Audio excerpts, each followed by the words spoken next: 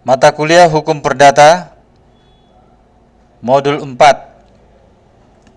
Hukum Keluarga dan Perkawinan, oleh Profesor Dr. Rosa Agustina SH, MH, dan kawan-kawan. Pendahuluan. Hukum keluarga diartikan sebagai keseluruhan ketentuan-ketentuan yang mengatur mengenai hubungan hukum yang bersangkutan dengan keluarga saudara dan keluarga akibat perkawinan. Dengan demikian, hubungan kekeluargaan timbul didasarkan pada hubungan darah maupun hubungan perkawinan. Guna memahami hukum keluarga, maka penting untuk dipahami terlebih dahulu mengenai hukum perkawinan beserta akibat hukumnya. Dalam modul ini dibahas mengenai pengertian perkawinan, syarat perkawinan, pencegahan dan pembatalan perkawinan, serta akibat perkawinan. Akibat perkawinan yang dibahas dalam modul ini berupa akibat perkawinan terhadap hubungan suami istri, terhadap harta, maupun terhadap anak yang dilahirkan. Perlu dijelaskan bahwa berkaitan dengan hukum perkawinan yang telah diundangkan ketentuan hukum nasional, yaitu Undang-Undang Nomor 1 Tahun 1974 tentang perkawinan. Oleh karenanya, dalam modul ini dijelaskan pengaturan tentang perkawinan baik menurut KUH Perdata maupun Undang-Undang Nomor 1 Tahun 1974. Dibahasnya kedua peraturan tersebut disebabkan ketentuan peralihan dari Pasal 66 Undang-Undang Nomor 1 Tahun 1974 menyebutkan bahwa ketentuan KUHP Perdata masih berlaku sepanjang tidak diatur lain dalam undang-undang ini. Selain hal tersebut, masih terdapat ketentuan dalam KUH Perdata yang memperlakukan ketentuan hukum masing-masing seperti sebelumnya diundangkannya Undang-Undang Nomor 1 Tahun 1974. Pasal tersebut misalnya Pasal 37 Undang-Undang Nomor 1 Tahun 1974 yang menyebutkan bila perkawinan putus karena perceraian, harta bersama diatur menurut hukumnya masing-masing. Setelah mempelajari modul ini, Anda diharapkan dapat menjelaskan 1. Pengertian hukum keluarga dan perkawinan. 2. Syarat-syarat perkawinan sebelum maupun pada saat perkawinan dilangsungkan. 3. Pencegahan dan pembatalan perkawinan beserta akibat hukumnya. 4. Akibat perkawinan terhadap hubungan suami istri, harta, dan anak yang dilahirkan. Modul 4 Kegiatan Belajar 1. Hukum keluarga, perkawinan, serta syarat-syarat. 4. A. Pengertian hukum keluarga. Dalam KUH Perdata Hukum Keluarga diatur dalam buku 1 yang berjudul tentang orang, van personen. Buku 1 KUH Perdata, judul dan isinya tidak sesuai karena tidak memberikan gambaran yang lengkap mengenai isu atau materi hubungan perseorangan. Sebab dalam buku 1 selain diatur mengenai kedudukan orang sebagai subjek hukum, diatur pula mengenai hukum kekeluargaan termasuk pula di dalamnya hukum perkawinan, pengampunan, pendewasaan, keadaan tak hadir, dan sebagainya. Hal tersebut disebabkan karena pengertian hukum orang atau pribadi yang dalam arti luas meliputi pula hukum keluarga. Istilah hukum pribadi atau hukum perorangan dalam ilmu pengetahuan hukum kadang-kadang dipakai dalam arti luas atau juga dalam arti sempit. Hukum pribadi dalam arti luas artinya meliputi ketentuan-ketentuan mengenai orang sebagai subjek hukum dan hukum keluarga. Sedangkan hukum pribadi dalam arti sempit artinya hanya meliputi ketentuan-ketentuan mengenai orang sebagai subjek hukum. Hukum keluarga diartikan sebagai keseluruhan ketentuan-ketentuan yang mengatur mengenai hubungan hukum yang bersangkutan dengan keluarga sedarah dan keluarga karena perkawinan. Keluarga sedarah adalah pertalian keluarga yang terdapat antara beberapa orang yang mempunyai hubungan darah. Sedangkan kekeluargaan karena perkawinan adalah pertalian keluarga yang terdapat karena adanya perkawinan. Perbedaan antara pertalian keluarga antara mereka yang memiliki hubungan darah dengan mereka yang memiliki hubungan perkawinan disebabkan dalam perdata dikenal adanya keturunan yang timbul di luar hubungan perkawinan. Hal ini dikenal dengan anak luar kawin, yaitu anak yang dilahirkan di luar perkawinan yang sah. Hubungan kekeluargaan ini sangat penting karena ada sangkut pautnya status yang dimiliki oleh seseorang termasuk hak dan kewajiban serta hubungan hukum yang menyertainya seperti hubungan kewarisan dan harta benda perkawinan. B. Pengertian perkawinan. Meskipun hukum keluarga lebih luas dari hukum perkawinan, tetapi tidaklah dapat dipungkiri bahwa sebagian besar pengaturan tentang hukum keluarga berasal dari hukum perkawinan. Untuk itu penting di sini untuk membicarakan masalah perkawinan. KUH Perdata tidak memberikan suatu definisi mengenai apa yang dimaksud dengan lembaga perkawinan. Perkawinan menurut KUH Perdata dipandang dari segi keperdataannya saja. Sehingga perkawinan yang sah adalah perkawinan yang dilaksanakan atau dilakukan berdasarkan ketentuan undang-undang KUH Perdata. Undang-undang tidak memperhatikan mengenai motif perkawinan, unsur agama, sosial, keadaan biologis suami istri yang akan melangsungkan perkawinan dan lainnya. Sepanjang sudah sesuai dengan ketentuan undang-undang maka perkawinan dianggap sah. Hal ini berdampak negatif pada lembaga perkawinan itu sendiri. Adapun dampak negatif yang ditimbulkan adalah sebagai berikut. 1. Undang-undang tidak mencampuri upacara-upacara yang mendahului adanya suatu perkawinan atau aturan-aturan lainnya. Dengan demikian, prosedur, syarat, dan tata cara perkawinan baik menurut agama dan adat istiadat tertentu sepanjang tidak diatur dalam undang-undang tidak mempengaruhi keabsahan perkawinan. 2. Undang-undang tidak memperhatikan larangan untuk kawin seperti ditentukan dalam peraturan agama. Agama menentukan larangan-larangan dalam perkawinan seperti larangan perkawinan di antara mereka yang berbeda keyakinan, larangan perkawinan yang dilakukan untuk jangka waktu tertentu atau kawin kontrak, larangan perkawinan di antara mereka memiliki hubungan sesusuan, dan sebagainya. Selama larangan tersebut tidak dilarang oleh undang-undang, maka perkawinan tersebut dibenarkan. 3. Undang-undang tidak memperhatikan dan memedulikan faktor-faktor biologis calon atau pasangan suami istri, misalnya kemandulan, sehingga kemandulan atau gangguan fungsi-fungsi biologis yang mengakibatkan seseorang tidak dapat memperoleh keturunan tidak bisa dijadikan alasan untuk terjadinya perceraian. 4. Undang-undang tidak mempedulikan motif-motif atau tujuan-tujuan yang mendorong para pihak untuk melangsungkan suatu perkawinan, misalnya menikah untuk jangka waktu tertentu saja karena ingin memperoleh kewarganegaraan. Walaupun terdapat segi negatif dari perkawinan menurut KUH Perdata, terdapat juga segi positifnya. Adapun segi positif dari lembaga perkawinan menurut KUH Perdata (BW) adalah sebagai berikut. 1. Perkawinan pada hakikatnya berlangsung abadi, artinya hanya diperbolehkan cerai mati. Ini dapat dilihat dari pengertian lembaga perkawinan itu sendiri, yang dimana dikatakan bahwa perkawinan pada hakikatnya dimaksudkan untuk menyelenggarakan kesatuan hidup yang abadi, dan karenanya maka orang hanya diperbolehkan cerai mati. Hal ini menutup kemungkinan terjadinya perceraian karena alasan di luar yang telah diatur dalam ketentuan undang-undang. 2. Pemutusan perkawinan selain dari kematian, misalnya karena perceraian, oleh undang-undang dibatasi secara limitatif. Hal ini selain mencegah mudahnya terjadi perceraian seperti disebutkan sebelumnya, juga untuk memberikan adanya suatu kepastian hukum. Disebabkan KUH Perdata tidak memberikan definisi tentang perkawinan sebagaimana dapat dilihat berdasarkan pasal 26 KUH Perdata yang memandang perkawinan dari segi perdatanya saja, maka apa itu perkawinan? Siapakah yang dapat melangsungkan perkawinan? Apa posisi masing-masing pihak dalam perkawinan, dan yang lebih mendasar lagi, apa tujuan dari perkawinan tidak disebutkan dalam KUH Perdata. Guna mencegah terjadinya kekosongan hukum dan ketidakpastian hukum, maka ketika itu sarjana memberikan definisi perkawinan yang dikenal sebagai doktrin. Salah satu pendapat sarjana ketika itu adalah Profesor Subekti yang memberikan definisi perkawinan sebagai berikut. Perkawinan adalah pertalian yang sah antara seorang laki-laki dan seorang perempuan untuk waktu yang lama. Berbeda dengan KUH Perdata yang tidak memberikan definisi tentang perkawinan, dalam Undang-Undang Nomor 1 Tahun 1974 tentang perkawinan disebutkan secara jelas tentang definisi perkawinan. Dalam Undang-Undang Nomor 1 Tahun 1974, pengertian perkawinan diatur dalam pasal 1 yang isinya: perkawinan adalah ikatan lahir batin antara seorang pria dengan seorang wanita sebagai suami istri dengan tujuan membentuk keluarga atau rumah tangga yang bahagia dan kekal berdasarkan ketuhanan yang Maha Esa.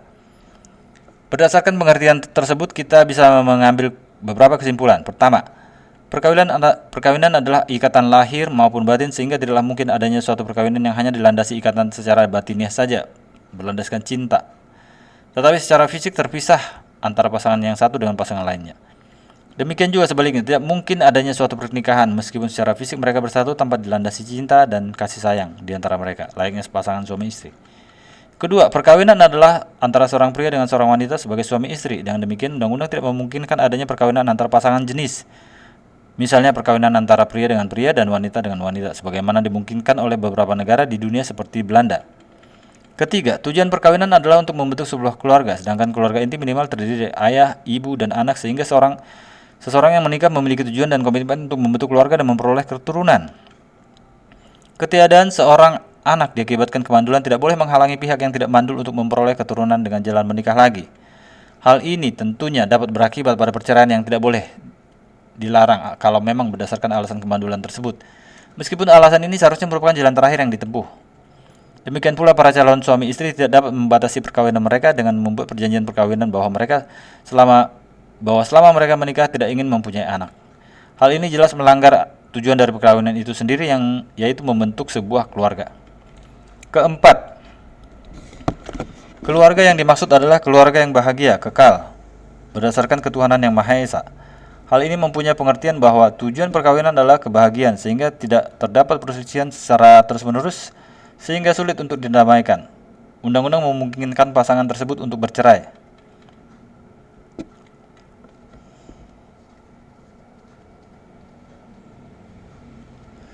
Selain itu, pernikahan hendaknya berlangsung kekal dan abadi. Pernikahan menurut undang-undang tidak dimungkinkan untuk jangka waktu tertentu saja.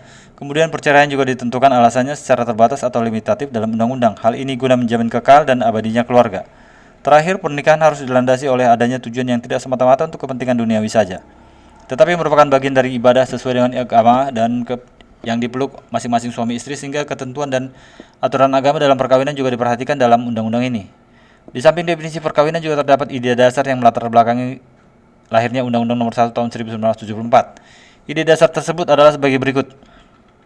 1. Ide unifikasi. Di sini Undang-Undang Nomor 1 Tahun 1974 merupakan suatu kesatuan hukum tentang perkawinan yang bersifat nasional yang berlaku untuk semua warga negara. Untuk terciptanya ide unifikasi ini pasal 66 Undang-Undang Nomor 1 Tahun 1974 penghapusan perbedaan hukum yang berlaku selama ini. Sebelum berlakunya Undang-Undang Nomor 1 Tahun 1974, maka ketentuan dalam hukum perkawinan beraneka atau berbineka, yaitu BW, berlaku untuk orang Eropa dan turunan asing.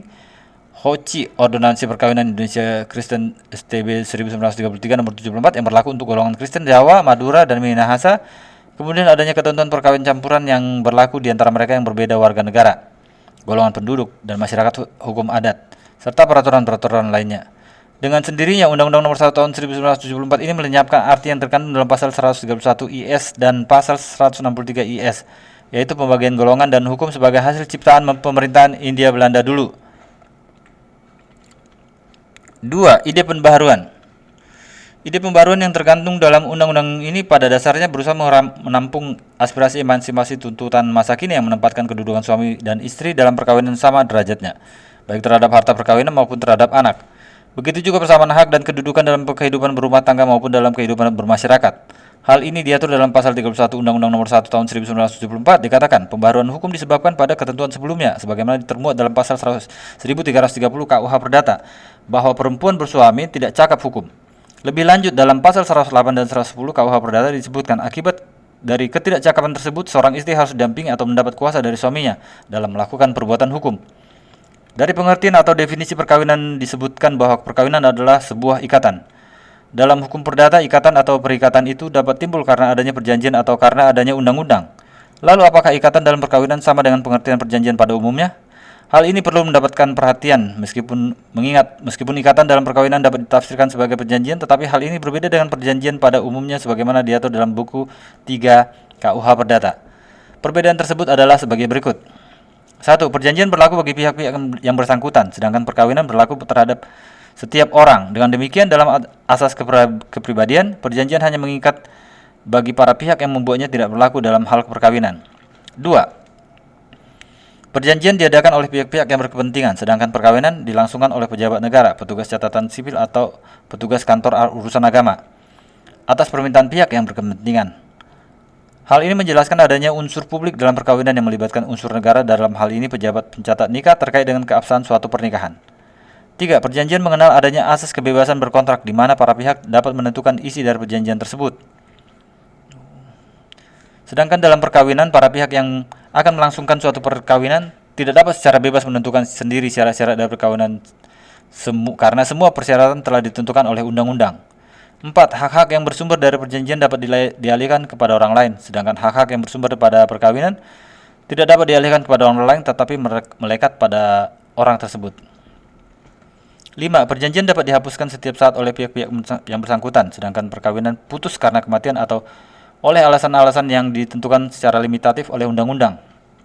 Oleh karena itu, suatu perkawinan bukanlah suatu perjanjian seperti yang diatur dalam buku 3 KUH Perdata. Akan tetapi perkawinan lebih merupakan suatu lembaga yang memberikan kepada seseorang suatu status tertentu. Hal ini juga mengingat akan pengaturan dalam hukum perkawinan yang sifatnya tertutup dan tidak digantungkan semata-mata pada kehendak bebas para pihak sebagaimana perjanjian pada umumnya. C. Syarat-syarat perkawinan. Para pihak yang akan melangsungkan suatu perkawinan harus memenuhi persyaratan tertentu. Syarat-syarat perkawinan tersebut menyangkut syarat material maupun syarat formil. Syarat material adalah syarat menyangkut diri pribadi calon suami istri, sedangkan syarat formil adalah syarat yang berkaitan dengan formalitas atau prosedur yang harus diikuti oleh calon suami istri baik sebelum maupun pada saat dilangsungkannya perkawinan. Syarat material dibagi lagi, yaitu syarat material umum yang berlaku bagi pernikahan pada umumnya dan syarat material khusus yang berlaku pada pernikahan tertentu. Syarat material umum diatur pada pasal 6 ayat 7 pasal 6 dan 7 Undang-Undang Nomor 1 Tahun 1974 sebagai berikut.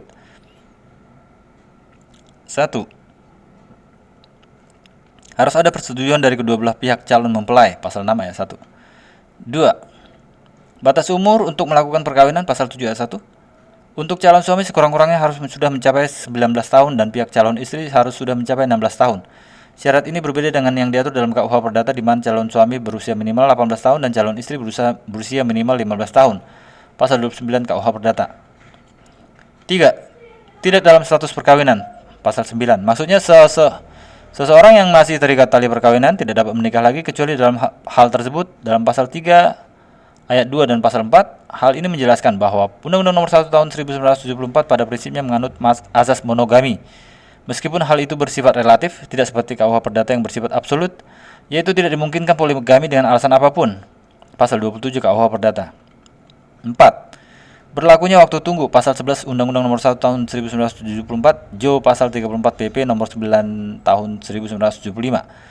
Bagi perempuan yang perkawinannya terputus tidak dapat langsung menikah lagi kecuali telah melewati waktu tunggu. Hal ini untuk menghindari adanya percampuran benih, confusio sanguinis. Mengenai waktu tunggu hal ini berbeda menurut KUH Perdata bandingkan dengan pasal 34 KUH Perdata. Selanjutnya syarat material khusus yang berisi izin dan larangan adalah sebagai berikut. 1. Adanya izin dari kedua orang tua atau wali, pasal 6 ayat 2. Izin diperlukan bagi calon mempelai yang belum berumur 21 tahun. Izin harus dibedakan dengan keharusan adanya wali nikah bagi mereka yang beragama Islam.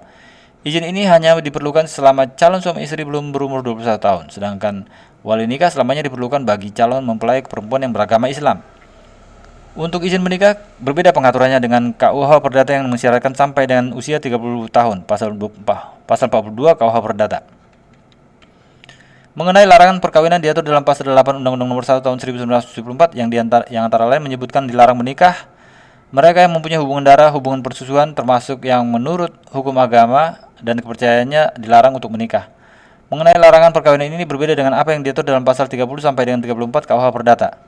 Larangan tersebut sama sekali tidak mengatur larangan perkawinan menurut hukum agama masing-masing calon suami istri. Mengenai syarat formil perkawinan dibedakan antara sebelum dan pada saat dilangsungkannya perkawinan. Mengenai hal ini diatur menurut PP Nomor 9 Tahun 1975. Peraturan ini berlaku baik bagi calon mempelai muslim maupun non-muslim. Tata cara atau syarat formil perkawinan yang dilakukan sebelum perkawinan dilangsungkan dengan sebagai berikut. 1.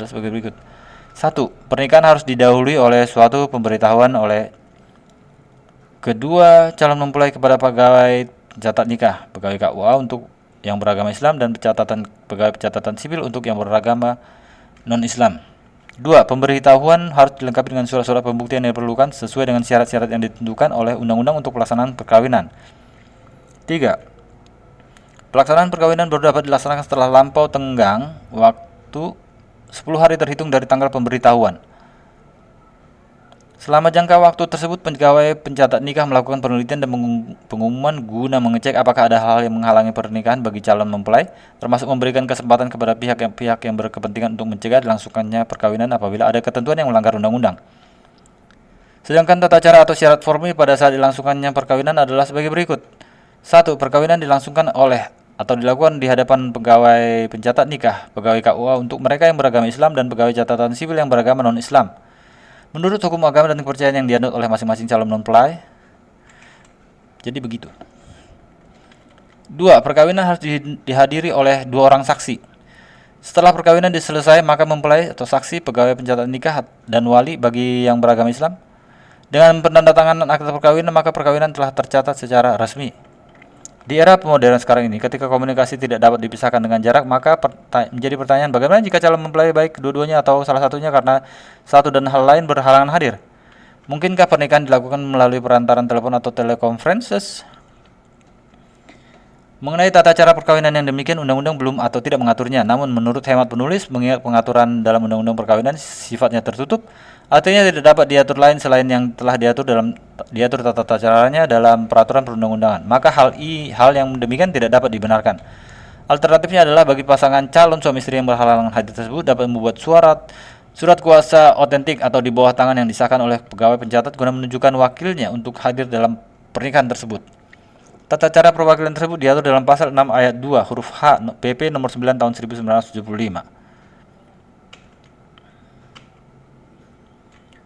Dalam kegiatan belajar 1 ini dijelaskan mengenai hal-hal yang berkaitan, ini rangkuman ya. Dalam kegiatan belajar 1 ini dijelaskan mengenai hal-hal yang berkaitan mengenai pengertian perkawinan. Dalam hal ini, perkawinan menurut Undang-Undang Nomor 1 tentang perkawinan dilandasi dengan filosofis religius, artinya perkawinan dilandasi dengan norma-norma agama. Hal tersebut tercermin dalam ketentuan pasal 1 Undang-Undang Nomor 1 tahun 1974 yang menyatakan perkawinan adalah suatu ikatan lahir batin antara seorang wanita dan antara seorang laki-laki dan seorang wanita sebagai suami istri yang bertujuan untuk membentuk suatu keluarga yang bahagia kekal berdasarkan ketuhanan yang Maha Esa. Dalam undang-undang perkawinan ditentukan sahnya suatu perkawinan harus dilakukan menurut hukum agama masing-masing, berarti sah menurut agama. Keadaan ini harus diikuti dengan pencatatan perkawinannya pada petugas pencatat perkawinan agar perkawinannya sah menurut hukum negara. Sekian dan terima kasih.